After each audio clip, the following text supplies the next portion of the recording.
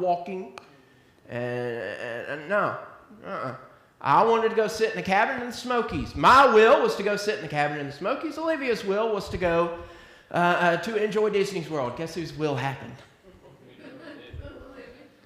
I eventually, because I loved what was going to be my wife, she told me about it, and it got to me. I was still a little skeptical for a while, but because I trusted her. I trusted her to be my wife. I trusted her judgment when it came to these things. And when she said, this will be better than going up into the mountains for a week. Going to the mountains for the week will be great. But trust me, this will be better. And so I changed my mindset. How fun would our honeymoon have been if every 2 seconds I talked about, boy, I sure wish we could be in a cabin right now. Do you think that my will was really that then? If everything was about, man, that cabin sounds real good right now.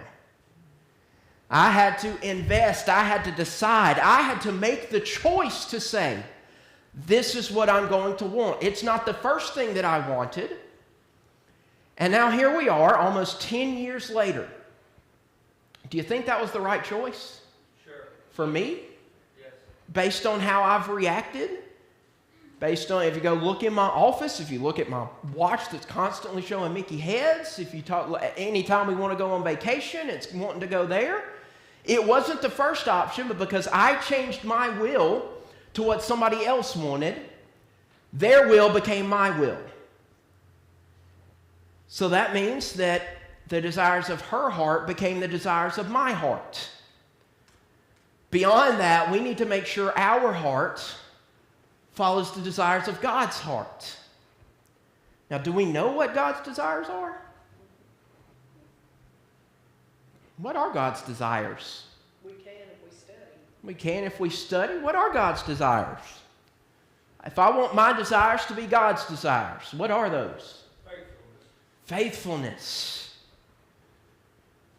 Obedience. Love the Lord your God with all your heart, all your soul, all your strength. The end of the matter, says the preacher in Ecclesiastes, which we'll get to. Fear God and keep His commandments. That's it. I'm going to talk to you a long time. I got two pieces of advice. Fear God and keep His commandments. That's how we follow the Lord's desires. And that's how He'll give us the desires of our heart. Because our heart doesn't desire those earthly things anymore, do they? They desire those heavenly things. Commit your way, David continues in verse 5, to the Lord. Trust in Him and He will act. He will bring forth your righteousness as the light and your justice as the noonday. Be still before the Lord and wait patiently for Him. Why does David feel the need to put that in there? Good advice. Pretty good advice. We looked at it last week. There are times when even David is like, come on, when's it happening? So David had to put in there, all right, be patient. It'll happen eventually. The Lord will take care of you. Be still before the Lord. Wait patiently for Him. Fret not yourself over the one who prospers in his way, over the man who carries out evil devices. Refrain from anger. Forsake wrath. Fret not yourself, it tends only to evil. For the evildoers shall be cut off, but those who wait for the Lord shall inherit the land. So is David here again, we like to connect it to modern terms. Is David here talking about, we know where the land of the Israelites were, right? The Canaan land, which is right on the far eastern coast of the Mediterranean Sea in modern-day Jordan and modern-day Israel. When the Lord says here, those who wait for the Lord will inherit the land. Is that promising that that little chunk of land that is now called the state of Israel, is that promising that it will be forever protected and forever loved? No. Well, why not? It's Israel. We're under a new law. For starters, the state of Israel wasn't founded until 1948. So what land? What land might the Lord be talking about here? Heavenly. land. See, these evildoers, they might be content here. And they might be happy here. But if they're evildoers and they're workers of iniquity, is that joy going to eventually end? When is that?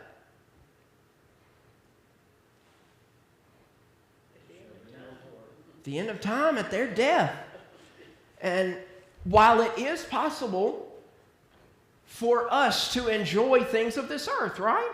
That's possible. We enjoy looking, we'll go on drives to look at things. We'll go to different events, to concerts, to all these things. It's not wrong to love the things that are happening, but is this where all of our joy is?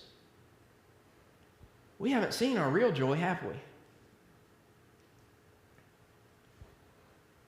I hate to bring Disney up again.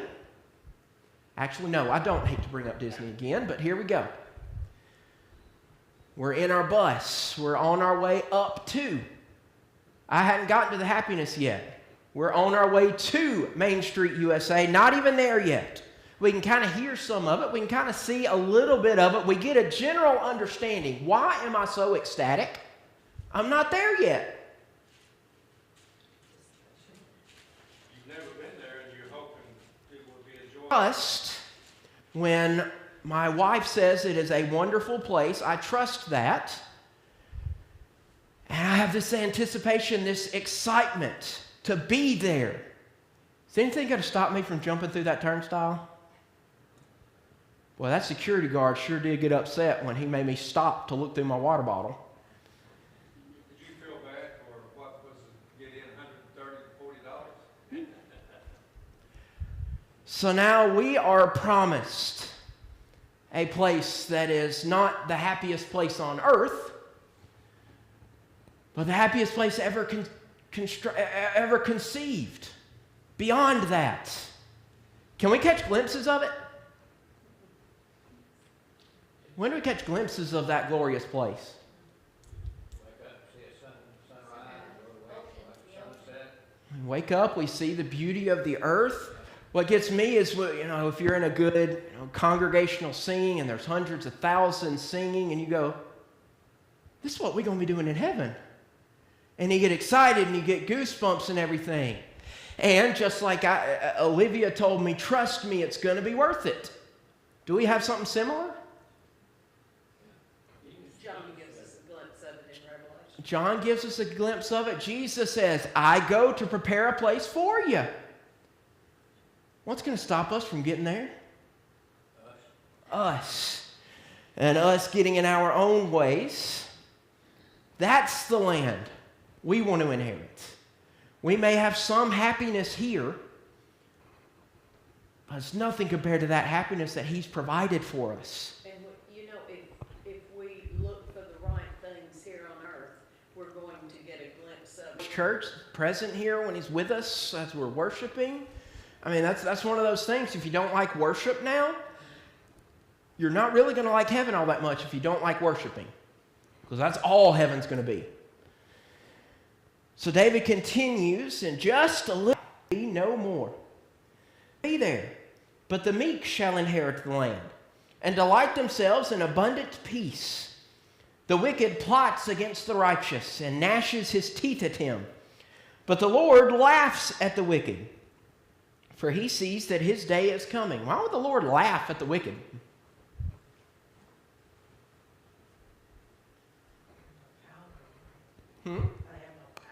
They have no power over it. If y'all know by now how much of a nerd I am and how much I like watching those classic stuff, especially those classic sporting events, go watch some kind of old sporting event that I know the end result, right? I know they're about to hit back-to-back three-pointers. This team's going to think they won. And, of course, it's Ole Miss. Can't believe I just said that in a church building. They just hit a three-pointer and thought they were going to win. But I've watched the replay. I know that we're about to end ball it and heave it 90 feet down the court and lay it up for a win. Those Ole Miss people don't know it yet. They're just jumping up and down. They're cheering. They're excited. And I am laughing at the fact that Ole Miss just scored a bucket. And my wife is looking at me with the craziest of eyes. Why are you laughing? Why would I be laughing at such a disgusting event? I know what's coming next. They may be joyous now. They may be happy right now. But I know the true result. Do we know the true result of the world, of God and his enemies? Sure. Read the book. Read the book. My favorite scripture, it's one of those weird ones. Preachers aren't supposed to have favorite passages, but we do. One of mine, Revelation 17:14. They'll make war with the Lamb. That tells me there's going to be a war. That tells me that times are going to be difficult. But the Lamb will conquer them, which makes me know that there is going to be a war and the Lamb's going to conquer him. And what's better, that verse continues, and those with him are called, and they're chosen, and they're faithful.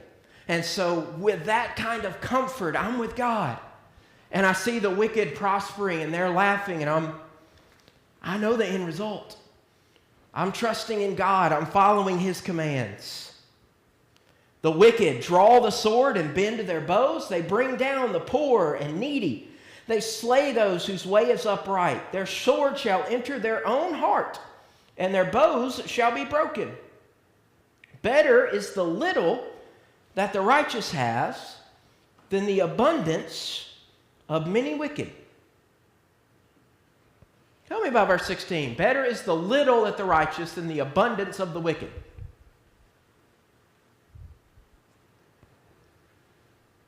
When it's a battle between one army group that has just all kinds of armament, I mean, they're 20, 30 battalions strong, and they're up against one squad of just grunt riflemen. Doesn't look too good, does it?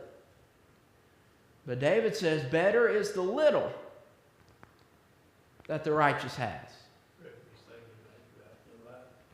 He's very possibly thinking about Goliath, of what the little has. After all, Goliath had a spear that was rather large, and all of those things. Blessed, better is the little that the righteous has than the abundance of the many wicked. Is it easy for us to become discouraged when we see a preacher? When I see those prosperity gospel preachers in their Gucci suits, driving their Mercedes, can it be difficult to see that and see all of the money they're making? Can that be difficult sometimes? Can it be difficult for us to see these gangsters who we know their money's not coming from a good source, but we see the influence they hold, we see the clothes they wear, we see the cars they drive. And here I am with my little Nissan Versa. Here I am with Walmart shoes. Better is the little that the righteous has. Because what little does the righteous have? Because there's one of those little quandaries, the conundrums, the oxymoron. What little does the righteous have?